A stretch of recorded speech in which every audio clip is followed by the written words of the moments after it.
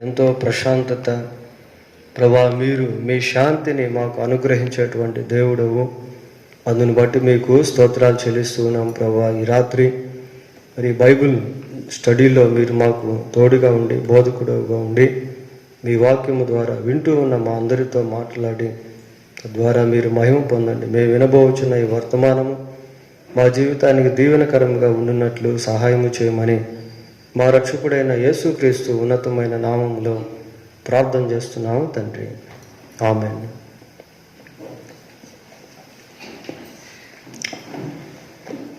ప్రియులారా, దేవుని యొక్క మహాకృపను బట్టి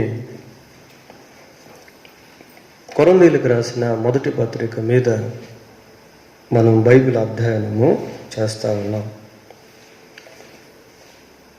గత పాఠంలో కొరింథీయులకు రాసిన మొదటి పత్రిక మొదటి అధ్యాయం మొదటి వచనం నుంచి 9వ వచనం వరకు మనం ధ్యానం చేయటం జరిగింది. ఇక ఈ అధ్యాయంలో 10వ వచనం నుంచి 31వ వచనం వరకు గమనించినప్పుడు 7 శ్రేష్టమైనటువంటి విషయాలు మనకు కనబడతాయి. అవేంటి అంటే, 1 విభజన సిద్ధాంతాలు, 2 వ్యత్యాసములతో కూడిన మనస్తత్వాలు, 3 పౌలు ద్వారా బాప్తీసాలు, 4 సిలువను గూర్చిన ప్రబోధాలు, 5 గ్రీసు దేశస్థులు యూదులు, 6 పరిచర్య కొరకై దేవుని యొక్క ఏర్పాటు, 7 విశ్వాస జీవితంలో 4 విశిష్టతలు. 1 విభజన సిద్ధాంతాలు, 2 వ్యత్యాసాలతో కూడిన మనస్తత్వాలు, 3 పౌలు ద్వారా బాప్తీసాలు, 4 సిలువను గూర్చిన ప్రబోధాలు, 5 యూదులు గ్రీసు దేశస్థులు, 6 పరిచర్య కొరకే దేవుని ఎన్నిక, 7 విశ్వాస జీవితంలో 4 విశిష్టతలు. ఇలాంటి విషయాలన్నీ కూడా ఈ 10వ వచనం నుంచి 31వ వచనం వరకు మనం గమనించినప్పుడు ఈ 7 విషయాలు మనకు అర్థమవుతాయి ప్రియులారా. సరే, ఈ రాత్రి మనం అన్నీ చెప్పుకోం, కానీ సమయానుకూలంగా కొన్ని మాత్రం మనము పరిశీలన చేద్దాం. కొరింథీయులకు రాసిన మొదటి పత్రిక మొదటి అధ్యాయము 10వ వచనం. సహోదరులారా, మీరందరూ ఏక భావముతో మాట్లాడవలననియు, మీలో కక్షలు లేక ఏక మనస్సుతోనూ ఏక తాత్పర్యముతోనూ మీరు సన్నద్ధులై ఉండవలననియు మన ప్రభు అయిన యేసుక్రీస్తు పేరట మిమ్మును వేడుకొనుచున్నాను. పౌలు కొరింథీ పట్టణంలో ఉన్నటువంటి సంఘస్థులను వేడుకుంటా ఉన్నాడు. ఏ విషయంలో అనంటే ఏకత్వానికి సంబంధించిన విషయాలు. అక్కడ ఏకత్వం గురించి 3 ముఖ్యమైనటువంటి పదాలు వాడబడ్డం అనేది జరిగింది. మొదటిది ఏకభావము, 2వది ఏక మనస్సు, 3వది ఏక తాత్పర్యము.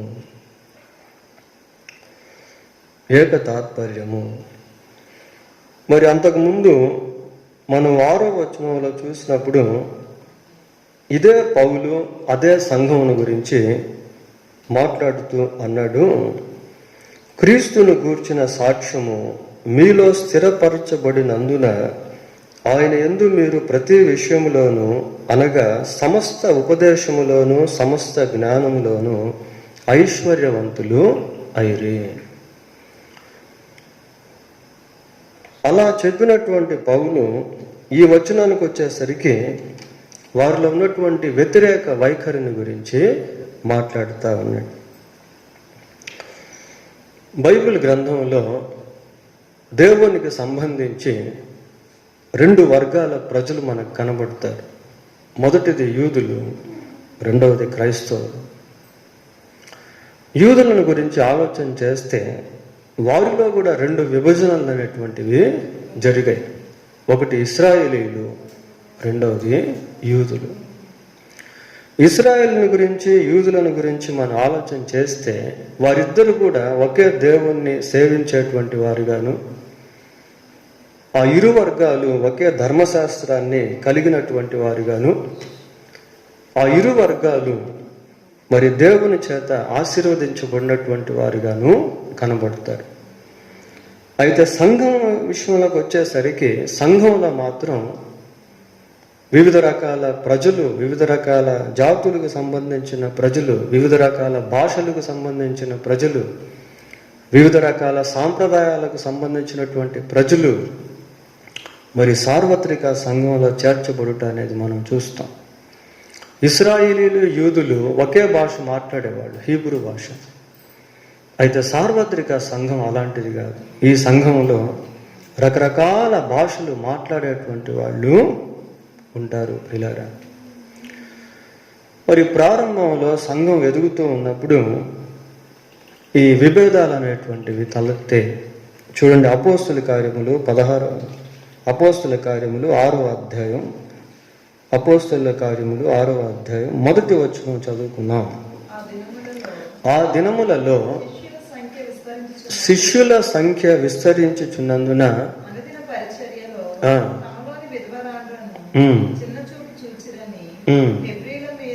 హెబ్రీయుల మీద గ్రీకు భాష మాట్లాడు యూదులు సనగా సాగిరి.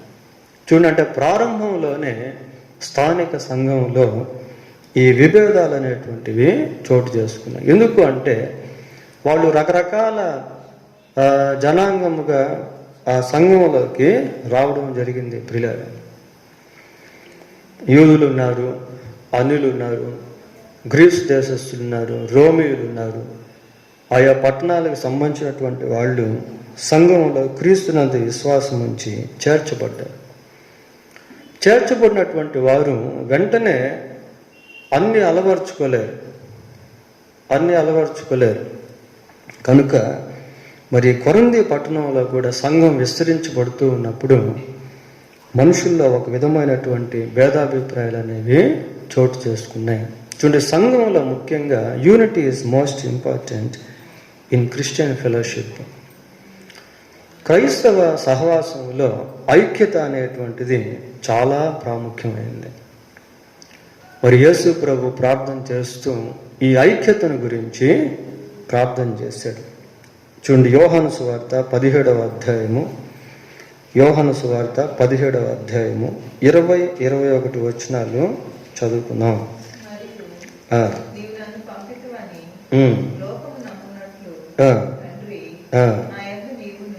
నా యందు నీవును నీ యందు నేనును ఉండులాగున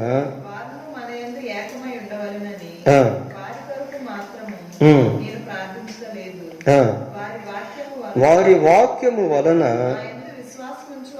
నా యందు విశ్వాసముంచు వారందరూ ఏకమై ఉండవలనని వారి కొరకును ప్రార్థించుచున్నాను.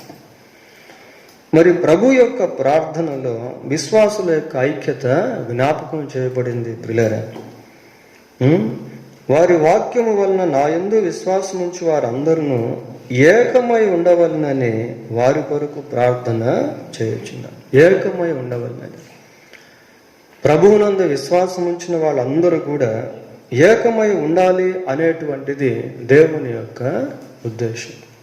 అయితే కొరింథీ పట్టణంలో ఉన్న సంఘం ఎలాగుంది అంటే 12వ వచనం చదువుకుందాం.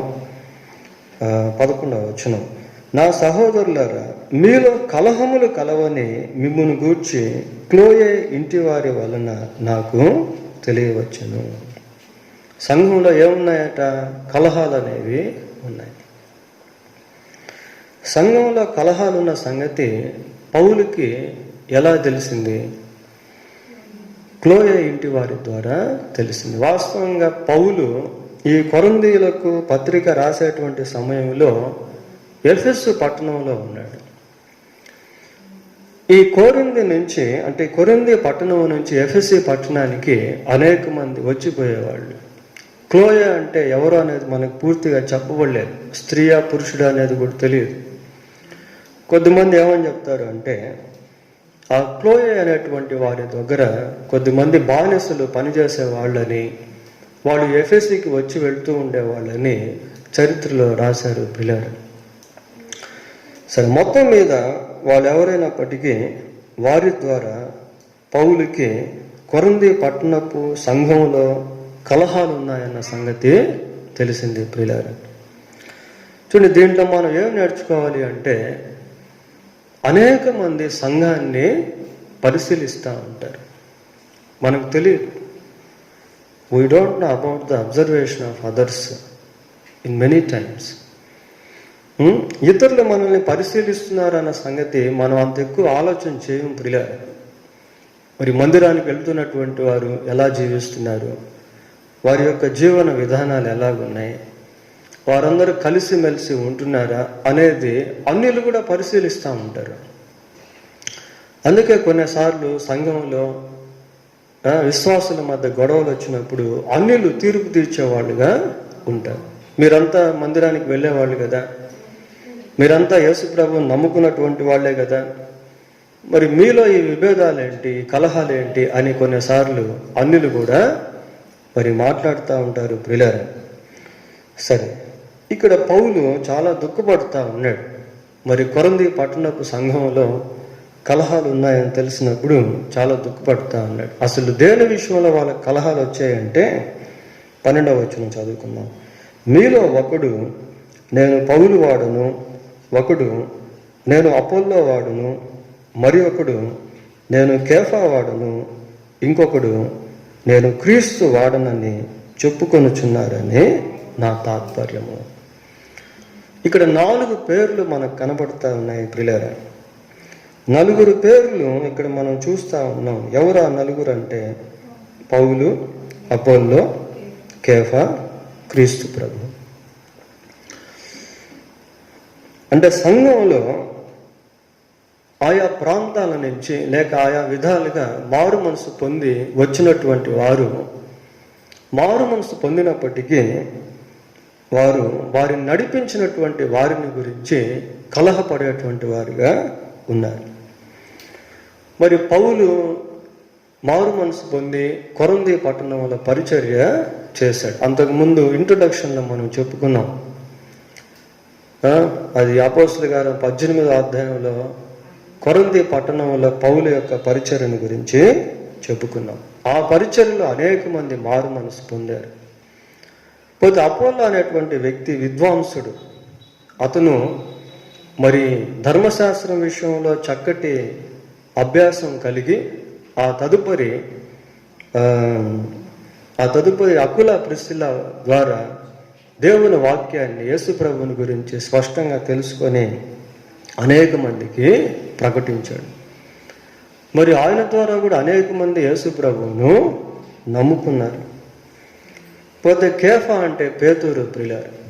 పేతురు కూడా మరి యేసుక్రీస్తు ప్రభువును గురించి ప్రకటిస్తూ ఉన్నప్పుడు చాలామంది ప్రభువును నమ్ముకున్నారు. అయితే సంఘంలో వీళ్ళు ఎలాగున్నారు అంటే, నేను పౌలు వాడను, నేను అపోల్లో వాడను, నేను కేఫా వాడను అని అంటున్నారు. మరికొద్ది మంది క్రీస్తు వారు అని పిలువబడే వాళ్ళు కూడా సంఘంలో ఉన్నారు. బహుశా వీళ్ళు మరి యేసు ప్రభు శరీరధారిగా ఉన్నటువంటి దినాల్లో ప్రభువునందు విశ్వాసం ఉంచి ఉండవచ్చు ప్రియులారా. అలాంటి వారై ఉండవచ్చు. వీళ్ళు ఒక రకంగా చెప్పాలి అంటే పౌలుని గురించి కానీ, పేతురుని గురించి కానీ, లేక అపోలో గురించి కానీ ఆలోచించక క్రీస్తు ప్రభువుని గురించి ఆలోచించే వాళ్ళుగా ఉన్నారు. కొరింథీయులకు రాసిన రెండవ పత్రిక 5వ అధ్యాయము 15వ వచనాన్ని చదువుకుందాం. జీవించువారు ఇక మీదట తమ కొరకు కాక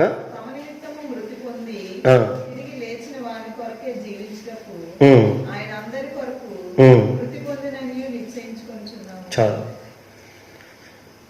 తమ కొరకు మృతి పొంది తిరిగి లేచినటువంటి వాని కొరకు జీవించాలి అన్నట్టు పౌలు ఒక మంచి స్టేట్మెంట్ అనేది ఇస్తా ఉన్నాడు ప్రియులారా. సరే, మొత్తం మీద ఈ 12వ వచనంలో కలహానికి కారణం ఏంటో అనే విషయాన్ని పౌలు వక్కాణిస్తూ ఉన్నాడు. చూడండి, ఈ రోజుల్లో కూడా సార్వత్రిక సంఘాన్ని గురించి మనం ఆలోచన చేసినప్పుడు రకరకాల ఈ డినామినేషన్స్, సంస్థలు అనేటువంటి వాటిని గురించి మనుషులు మాట్లాడుకుంటూ ఉంటారు, ప్రియులారా, మేము హెబ్రోనుకు సంబంధించినటువంటి వాళ్ళము అని కొద్దిమంది అంటారు. కొద్దిమంది మేము పెంతెకోస్తుకు సంబంధించినటువంటి వాళ్ళము అంటారు. కొద్దిమంది బ్రదరన్ గ్రూప్కి సంబంధించిన వాళ్ళము, కొద్దిమంది బాప్టిస్ట్ సంఘం మాది అని అనుకుంటా ఉంటారు, ప్రియులారా. అంటే ఆ రికగ్నైజేషన్ చెప్పడం మంచిదే, కానీ కలహానికి అది కారణంగా మారకుండా ఉండడం అనేది ఇంపార్టెంట్, ప్రియులారా. ఏ సంఘంలో మారు మనసు పొందారు అని చెప్పడం మంచిదే, కానీ మరి ఇతర వాటిని తృణీకరించేటువంటి స్థితి, కలహపడేటువంటి స్థితి సంఘంలో అనేది ఉండకూడదు. ఎందుకంటే the person who believes in Christ belongs to universal church. క్రీస్తునందు విశ్వాసం ఉంచినటువంటి వ్యక్తి సార్వత్రిక సంఘానికి సంబంధించినటువంటి వ్యక్తిగా పరిగణించబడతాడు. మరి ఇక్కడ నలుగురు గురించి మనం చూసాం. పౌలుని గురించి, అపోలో గురించి, పేతురుని గురించి చూసాం, ప్రియులారా. వీరు ముగ్గురు ఒకవేళ నాయకులుగా ఉండినప్పటికీ ఇవి ముగ్గురు కూడా ఒకే మార్గాన్ని అనుసరించినటువంటి వారు. వాళ్ళలో ఎటువంటి భేదాభిప్రాయాలు అనేవి లేవు. వాళ్ళంతా కూడా ఒకే తాటి మీద నిలబడి దేవుని యొక్క పరిచర్య చేశారు, ప్రియులారా. సరే, 13వ వచనం. క్రీస్తు విభజింపబడి ఉన్నాడా? పౌలు మీ కొరకు సిలువ వేయబడిన పౌలు నామమున మీరు బాప్తిస్మము పొందితిరా? సంఘానికి పౌలు అనేక విషయాలు జ్ఞాపకం చేస్తూ ఉన్నాడు. క్రీస్తు విభజింపబడి ఉన్నాడా అంటే ఒక విభజన సిద్ధాంతం అనేది ఆ కొరింథీ సంఘంలో కనపడుతూ ఉంది, ప్రియులారా. క్రీస్తు విభజింపబడి ఉన్నాడా అంటే పౌలు యొక్క తాత్పర్యం ఏంటి అంటే, మీలో విభజనలు అనేటువంటివి లేకుండా అందరూ ఏక తాత్పర్యంతోనూ, ఏక మనసుతోనూ, ఏక భావంతోనూ కలిసి జీవించండి అని ప్రబోధిస్తా ఉన్నాడు. క్రీస్తు విభజింపబడి ఉన్నాడా అంటున్నాడు. రోమిలికి రాసిన పత్రిక 12వ అధ్యాయం 5వ వచనాన్ని చదువుకుందాం. ఒక్క శరీరములో మనకు అనేక అవయవములు ఉండినను ఈ అవయవములన్నిటికీ ఒకటే పని ఎలాగుండదో అలాగే అనేకులమైన మనము క్రీస్తులో ఒక్క శరీరముగా ఉండి ఒకరికొకరము ప్రత్యేకముగా అవయవములై ఉన్నాం. శరీరంలో రకరకాల అవయవాలు ఉన్నప్పటికీ ఆ అవయవాల యొక్క కలయిక ఒకే శరీరముగా ఉంటుంది, ప్రియులారా. అక్కడ కూడా ఒక ఐక్యతను గురించి పౌలు జ్ఞాపకం చేశాడు. అలాగే కొరింథీయులకు రాసిన మొదటి పత్రిక 12వ అధ్యాయం 12-13 వచనాలు చదువుకుందాం.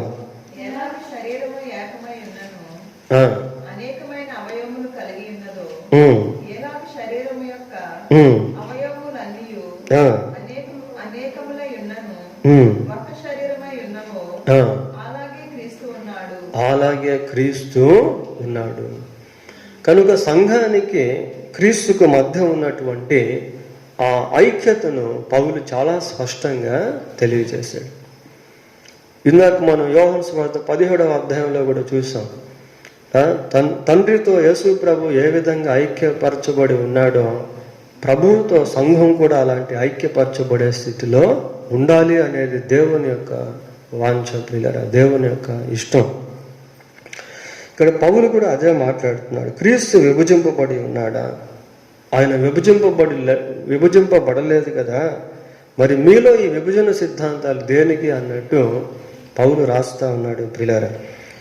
పౌలు మీ కొరకు సిలువ వేయబడిన పౌలు నామమున మీరు బాప్తిస్మము పొందితిరా? మీరు పౌలు మీ కొరకు సిలువ వేయబడలేదు కదా, పౌలు నామంలో మీరు బాప్తిస్మం పొందలేదు కదా, క్రీస్తు విభజింపబడలేదు కదా, మరి అలాంటప్పుడు మీరెందుకు ఇటువంటి వ్యతిరేక వైఖరి కలిగి ఉన్నారు అని చాలా స్పష్టంగా అర్థమయ్యేటువంటి విధంగా పౌలు సంఘానికి రాస్తా ఉన్నాడు. మరి పరిశీలన చేసినప్పుడు ఎవ్వరు కూడా వారి నామంలో బాప్తీసాలు అనేవి ఇవ్వలేదు ప్రియులారా. ఎవరు కూడా వారి నామములో బాప్తిసాలు ఇవ్వలేదు. యేసుక్రీస్తు ప్రభు శిష్యులతో మాట్లాడుతూ తండ్రి యొక్కయు కుమారుని యొక్కయు పరిశుద్ధాత్మ యొక్కయు నామములోనికి బాప్తిసం ఇచ్చుచు అని చెప్పాడు. తర్వాత పేతురు ప్రసంగం చేస్తూ అపోస్తల కార్యం 2:38లో ప్రతివాడు యేసుక్రీస్తు నామమున బాప్తిస్మము పొందండి అని చెప్పాడు. కనుక కేఫా కానీ పౌలు కానీ అపోల్లో కానీ వారి నామములో బాప్తిసాలు అనేటువంటివి ఎవ్వరికి కూడా ఇవ్వలేదు ప్రియులారా. ఇక్కడ బాప్తిసం గురించి మళ్ళీ మాట్లాడుతున్నాడు పౌలు. ఏమంటున్నాడు? నా నామమున మీరు బాప్తిసం పొందితిరని ఎవరైనానూ చెప్పకుండునట్లు క్రిస్పుకును గాయకును తప్ప మరి ఎవరికి నేను బాప్తిస్మము ఇయ్యలేదు. అందుకై దేవునికి కృతజ్ఞతాస్తుతులు చెల్లించుచున్నాను. ఇద్దరు వ్యక్తులను పౌలు ఇక్కడ జ్ఞాపకం చేస్తా ఉన్నాడు ప్రియులారా. ఎవరట? క్రిస్పు, గాయి. ఇద్దరు వ్యక్తులను జ్ఞాపకం చేస్తాం. క్రిస్పు అనేటువంటి వ్యక్తి ఎవరు అంటే ఇతను ఒక సమాజ మందిరపు అధికారి. పౌలు కొరంథీ పట్టణానికి వెళ్ళి అక్కడ పరిచర్య చేస్తూ ఉన్నటువంటి సమయంలో ఈ క్రిస్పు మారు మనసు పొంది పౌలు ద్వారా బాప్తిస్మము తీసుకున్నాడు. చూడండి, అపోస్తల కార్యములు 18వ అధ్యాయము 8వ వచనాన్ని చదువుకున్నాం. ఆ సమాజ మందిరపు అధికారి అయిన క్రిస్పు తన ఇంటి వారందరితో కూడా ప్రభువునందు విశ్వాసము ఉంచెను. ప్రియులారా, మరి సమాజ మందిరపు అధికారిగా ఉన్నటువంటి క్రిస్పు పౌలు ద్వారా సువార్త విని సువార్తను నమ్మి బాప్తిసాన్ని తీసుకున్నాడు. పోతే గాయి ఎలాంటి వాడు అంటే he was a man of hospitality. అతను మరి సంఘానికి ఆతిథ్యం ఇచ్చేటువంటి గొప్ప వ్యక్తిగా, విశ్వాసిగా మారాడు ప్రియులారా. చూడండి, రోమాపత్రిక 16వ అధ్యాయము, రోమిలకు రాసిన పత్రిక 16వ అధ్యాయము 23వ వచనాన్ని చదువుకుందాం.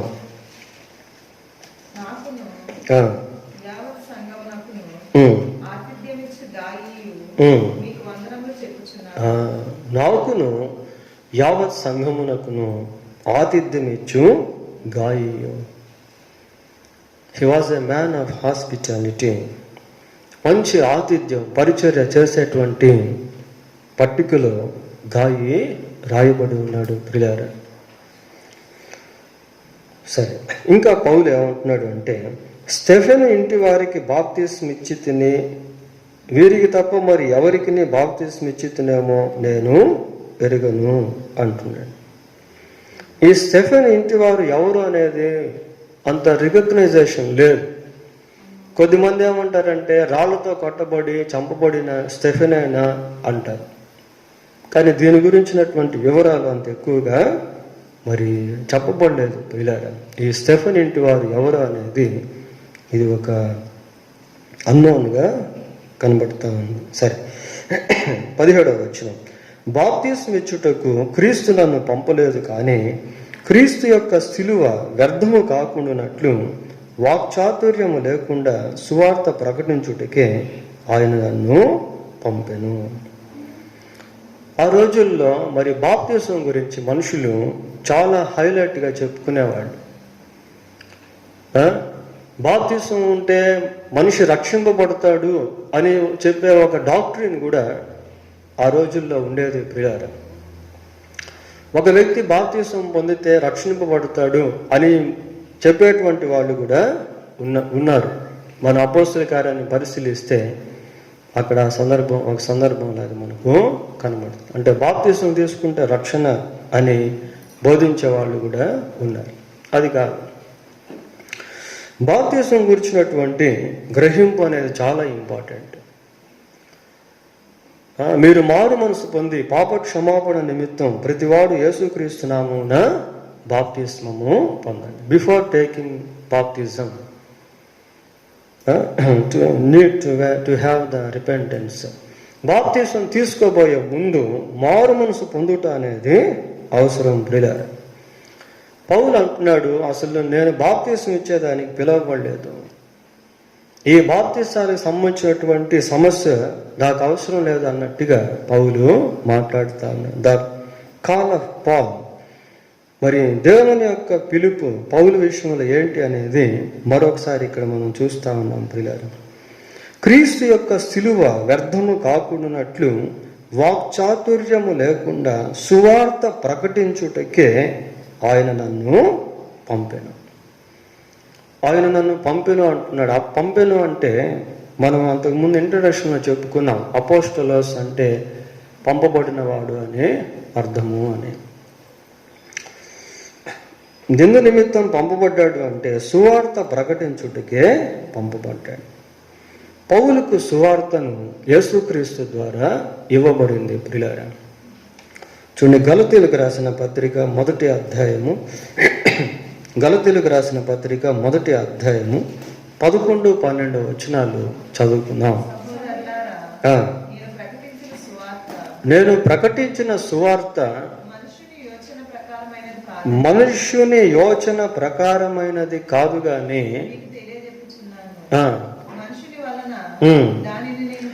మనుష్యుని వలన నేను దాన్ని పొందలేదు,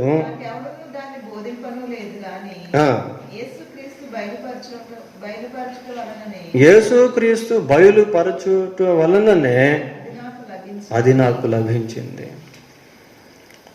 కనుక ప్రియులారా, మరి యేసుక్రీస్తు ద్వారా బయలుపరచబడిన సువార్తను ప్రకటించుటకే పౌలు పంపబడ్డాడు. అదే ఇక్కడ జ్ఞాపకం చేస్తా ఉన్నాడు. Paul knows the power of gospel. మరి సువార్త యొక్క శక్తి పౌలు ఎరిగి ఉన్నాడు ప్రియులారా. చూడండి, రోమా పత్రిక మొదటి అధ్యాయము, రోమిలకు రాసిన పత్రిక మొదటి అధ్యాయము 16వ వచనాన్ని చదువుకుందాం.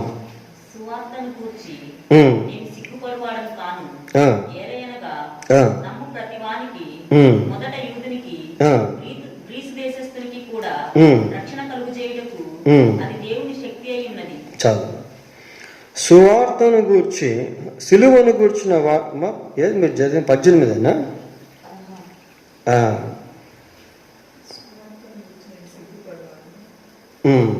18వ వచనం చదవండి.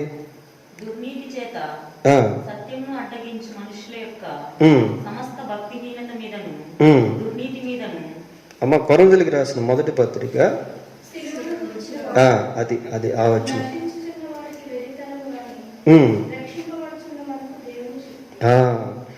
సిలువను గూర్చిన వార్త నశించుచున్న వారికి వెర్రితనము కానీ రక్షింపబడుచున్న మనకు దేవుని శక్తి. సిలువను గూర్చినటువంటి వార్త నశించిపోతున్నటువంటి వారికి వెర్రితనంగా ఉంటుంది ప్రియులారా. చూడండి, ఈ రోజుల్లో కూడా కొద్ది మందికి సిలువను గురించి చెప్పినప్పుడు వాళ్ళకి అపహాస్యంగా ఉంటుంది. అపహాస్యంగా ఉండి వాళ్ళు దేవుని యొక్క కృపను నిరర్ధకం చేసుకునేటువంటి వారిగా మారుతారు. పౌలు చెప్తా ఉన్నాడు, ఏమని చెప్తున్నాడు అంటే, బాప్తిస్మిచ్చుటకు క్రీస్తు నన్ను పంపలేదు కానీ క్రీస్తు యొక్క సిలువ వ్యర్థము కాకుండానట్లు వాక్చాతుర్యము లేకుండా సువార్త ప్రకటించుటకే ఆయన నన్ను. పౌలు సువార్త చెప్తూ ఉంటే ఎలా ఉండేది అంటే కళ్ళకు కట్టినట్టుగా ఉండేది. కొలస్సీ పత్రికలో చెప్తాడు ఆ విషయాలు. మేము మీకు చెప్పినటువంటి సువార్త మీ కళ్ళకు కట్టినట్టుగా ఉండేది. కానీ మనుషులు ఆ రోజుల్లో ఈ రోజుల్లో కూడా ఎలాగున్నారు అంటే యేసు ప్రభు యొక్క సువార్త చెప్తూ ఉంటే హాస్యాస్పదంగా ఉన్నారు పిల్లరా. హాస్యాస్పదంగా ఉన్నారు. వారికి సిలువను కూర్చున్నటువంటి వార్త ఎలాగుంది అంటే వెరితనంగా ఉంది. యేసు ప్రభు యొక్క జన్మను గురించి చెప్తే మనుషులు దాన్ని యాక్సెప్ట్ చేయరు. కన్యక గర్భం, how it is possible, it is against science అంటారు ప్రియులారా. ఇది ఎలా సాధ్యం, ఇది శాస్త్రానికి వ్యతిరేకం అంటారు. మరి ప్రభు యొక్క సిలువను గురించి మాట్లాడిన, ఆయన పునరుద్ధానం గురించి మాట్లాడిన మనుషులకు అది వెర్రితనం లాగా ఉంటుంది. కానీ రక్షింపబడుచున్నటువంటి మనకు అది ఎలాగుందట, దేవుని శక్తిగా ఉంది అని చెప్తూ ఇక్కడ ఒక వచనాన్ని కోట్ చేస్తా ఉన్నాడు, ఒక వచనాన్ని క్రోడీకరిస్తా ఉన్నాడు. ప్రియులారా, ఏంటది? ఇందు విషయమై జ్ఞానుల జ్ఞానమును నాశనము చేతును, వివేకుల వివేకమును శూన్య పరుతును అని వ్రాయబడి ఉన్నది అని అంటున్నాడు. జ్ఞానుల జ్ఞానమును నాశనము చేతును. ఇది ఎక్కడి నుండి తీయబడింది అంటే యెషయా గ్రంథం 29వ అధ్యాయం.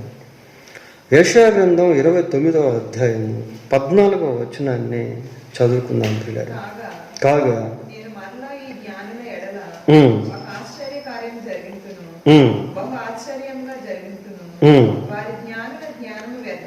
వారి జ్ఞానుల జ్ఞానము వ్యర్థమగును, వారి బుద్ధిమంతుల బుద్ధి మరుగైపోవును. ప్రియులారా, దేవుడే జ్ఞానుల జ్ఞానమును నాశనము చేసేటువంటి వాడు. ఆ కింద వచనాల్లో మనం చూస్తాం. మళ్ళీ జ్ఞానానికి సంబంధించిన విషయాలు పౌలు 20-21 వచనాల్లో చెప్పడం అనేది మనకు కనబడుతుంది. 22-23 వచనాల్లో కూడా మనం చూస్తాము ప్రియులారా. సరే, పౌలు ఇది ఎక్కడి నుంచి కోట్ చేశాడు ఈ వచనాన్ని అంటే యెషయా గ్రంథం 29వ అధ్యాయం 14వ వచనం నుంచి కోట్ చేయడం జరిగింది. క్రీస్తు ప్రభు యొక్క రాజ్యం భూమి మీద స్థాపించబడక ముందు భూలోకంలో ఉన్నటువంటి మానవ జ్ఞానం అంతా కూడా గతించిపోతుంది ప్రియులారా. యోహాను రాసిన ప్రకటన గ్రంథం 17వ అధ్యాయం, ప్రకటన గ్రంథం 17వ అధ్యాయము 14వ వచనం చూడండి.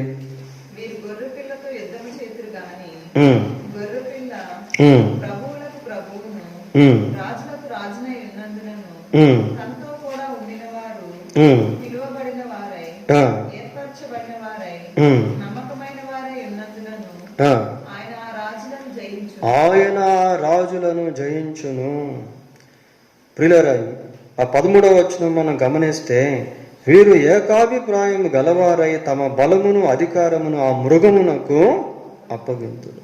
అంతకుముందు మన ఎస్కటాలజీలో ఈ మృగాలను గురించి చెప్పుకున్నాం. క్రీస్తు విరోధిని గురించి, అబద్ధ ప్రవక్తను గురించి చెప్పుకున్నాం ప్రియులారా. అపవాదిని గురించి చెప్పుకున్నాం. ఒకరోజు రాబోతుంది, ఆ రోజు లోక సంబంధమైనటువంటి జ్ఞానము నాశనము చేయబడుతుంది. వీరు గొర్రెపిల్లతో యుద్ధము చేతురు గాని గొర్రెపిల్ల ప్రభువులకు ప్రభువును రాజులకు రాజునై ఉన్నందునను తనతో కూడా ఉండిన వారు పిలువబడిన వారై ఏర్పరచబడిన వారై నమ్మకమైన వారై ఉన్నందునను ఆయన రాజులను జయించును. కాబట్టి ఈ లోక సంబంధమైనటువంటి జ్ఞానం అంతా కూడా అంతరించిపోతుంది. దేవుడు ఆ విధంగా చేస్తాడు. 20వ వచనం, జ్ఞాని ఏమయ్యాను, శాస్త్రి ఏమయ్యాను, ఈ లోకపు తర్కవాది ఏమయ్యాను, ఈ లోక జ్ఞానము దేవుడు వెర్రితనముగా చేసి ఉన్నాడు కదా. పౌలు మరి శాస్త్రిని గురించి, లోక జ్ఞానుని గురించి మాట్లాడుతూ ఉన్నాడు ప్రియులారా. బహుశా ఏ విధానంలో పౌలు ఈ విషయం చెప్పుండొచ్చు అని అంటే, పాత నిబంధన గ్రంథంలో అష్షూరీయులు ఏం చేసేవాళ్ళు అంటే, యుద్ధానికి వెళ్ళేటువంటి సమయంలో ఆ సైనికులతో పాటు శాస్త్రులను పంపించేవాళ్ళు. సైనికులు వెళ్ళి ఒక రాజ్యాన్ని జయించి ఆ రాజ్యాన్ని స్వతంత్రించుకొని ఆ రాజ్యానికి సంబంధించినవన్నీ కూడా దోచుకున్నప్పుడు ఈ శాస్త్రులు పుస్తకాల్లో రాసుకునేవాళ్ళు. ఎంతమందిని జయించాం, ఎంత మనం దోచుకున్నాం, ఏ రాజులు జయింపబడ్డారు, అష్షూరీయులు ఎలాగా యుద్ధం చేశారు, ఇవన్నీ కూడా ఆ శాస్త్రులు రాసేవాళ్ళు ప్రియులారా. ఒక రకంగా పౌలు దాన్ని జ్ఞాపకం చేసుకుంటున్నట్టుగా ఇది కనపడతాము.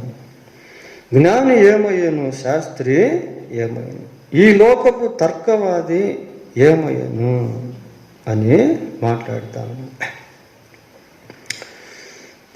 ఉన్నాడండి.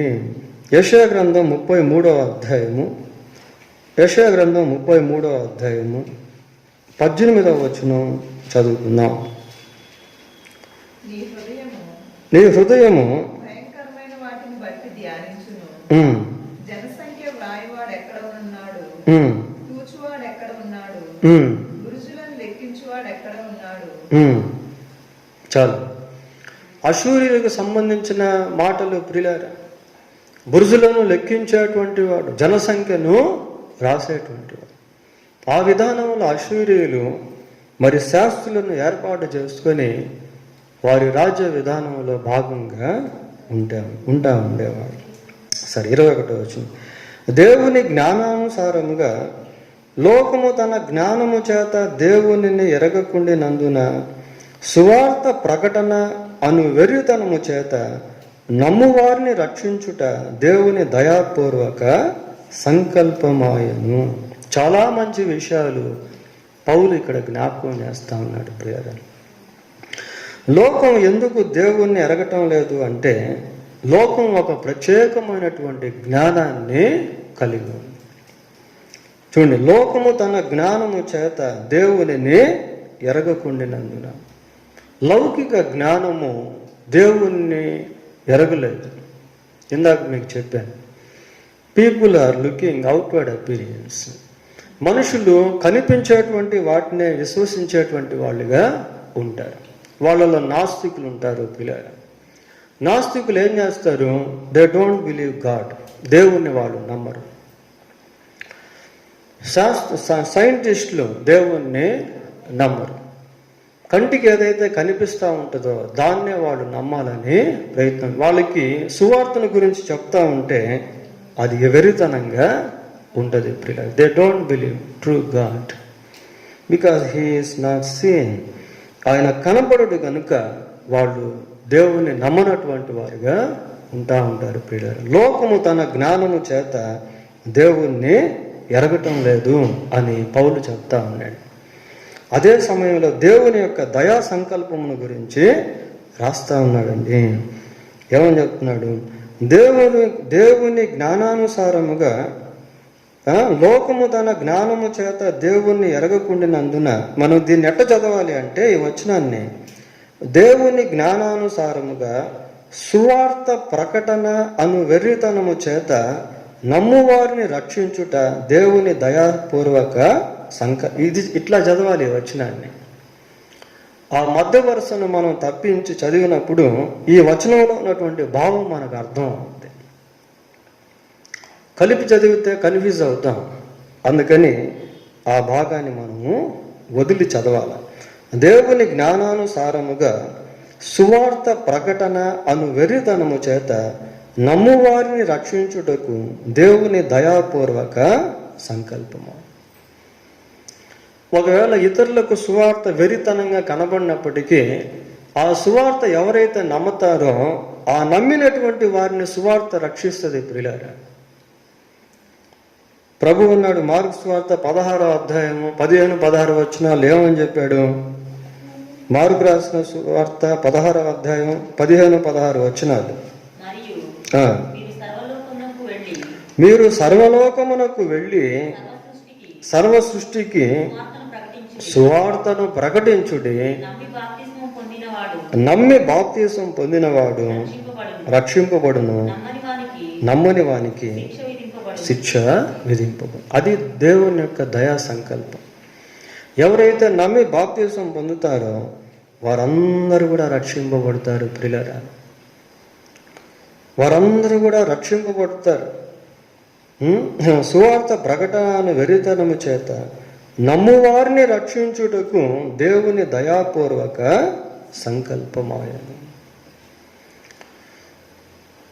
కాబట్టి ఎవరైతే సువార్తను వింటారో, సువార్త అంటే ఏంటి? యేసుక్రీస్తు మన పాపముల కొరకు మరణించును, సమాధి చేయబడెను, సజీవుడై 3వ రోజు తిరిగి లేచును. సువార్త అంటే గుడ్ న్యూస్, శుభవార్త. హిస్టరీ అంటే దాన్ని రెండు పదాలుగా విడగొడతారు ప్రియారా. హిస్టరీ అనే దాన్ని HIS STORY హిస్టరీ.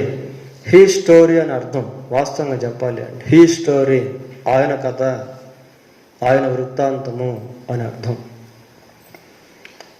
చరిత్రకి ఆయనే మూల పురుషుడు.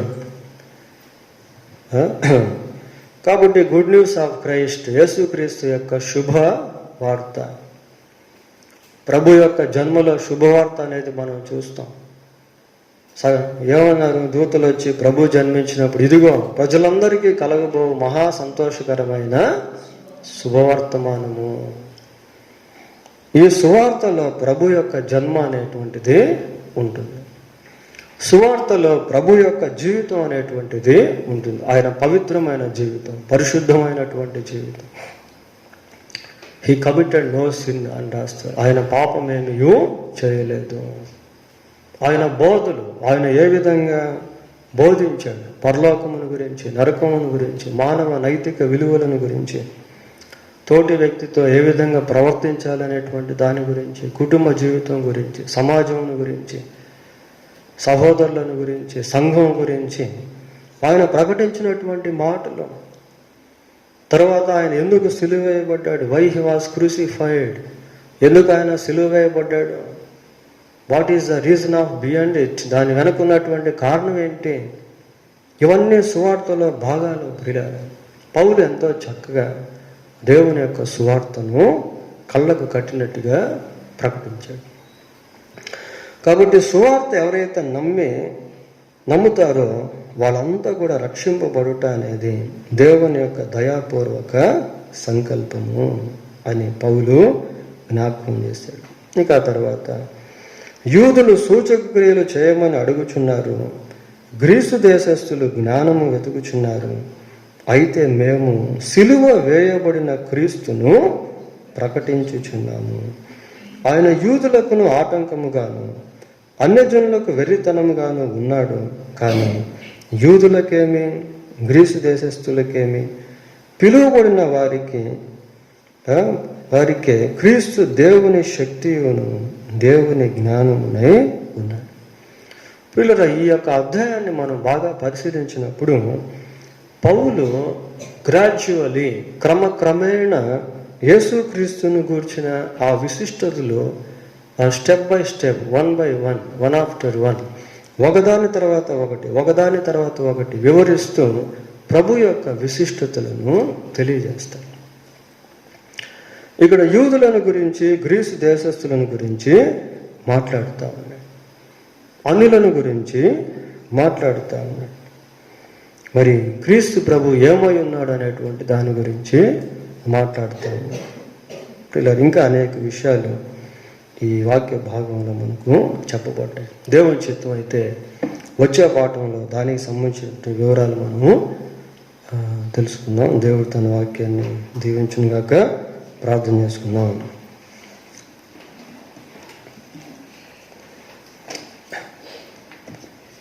ప్రార్థన. పరిశుద్ధుడు అయిన మా దేవా, మీకు వందనాలు, స్తోత్రాలు చెల్లిస్తూ ఉన్నాం. ఈ రాత్రి మీరు మమ్మల్ని ప్రేమించి మాకు ఇచ్చినటువంటి బైబిల్ అధ్యయనమును బట్టి మీకు స్తోత్రాలు చెల్లిస్తూ ఉన్నాం. ప్రభువా, ఇలాగున మీ సన్నిధిలో కూర్చొని మీ మాటలు వినుట మాకెంతో దీవెన.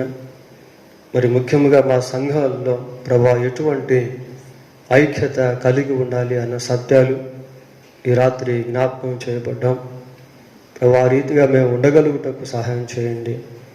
మేము కూడా మీ సిలువకు సంబంధించిన సువర్తమానమును అనేకులకు ప్రకటించే వారంగా ఉండుటకు సహాయం చేయండి. ప్రభువా, పౌలు అంటున్నాడు, సువార్త ప్రకటించిన ఎడల నాకు శ్రమ అని అంటున్నాడు. ప్రభువా, మరి మా జీవితాల్లో మేము కూడా మీ సువార్తను ఎవరో ఒకరికి ఏదో ఒక విధంగా ప్రకటించే వారంగా ఉండుటకు ఆయన మీరు దయతో కనికరించి సహాయం చేయండి. మీ కృపలో మమ్మల్ని భద్రపరిచి బలపరచమని మా రక్షకుడైన యేసుక్రీస్తు ఉన్నతమైన నామములో ప్రార్థన చేస్తున్నాము తండ్రి. ఆమేన్. మన తండ్రి అయిన దేవుని ప్రేమ, మన ప్రభు అయిన యేసుక్రీస్తు యొక్క కృప, పరిశుద్ధాత్మ దేవుని యొక్క సన్నిధి సహవాసము మనకు వాక్యం విన్న ప్రతి ఒక్కరికి తోడై ఉండి కాపాడునుగాక. ఆమేన్.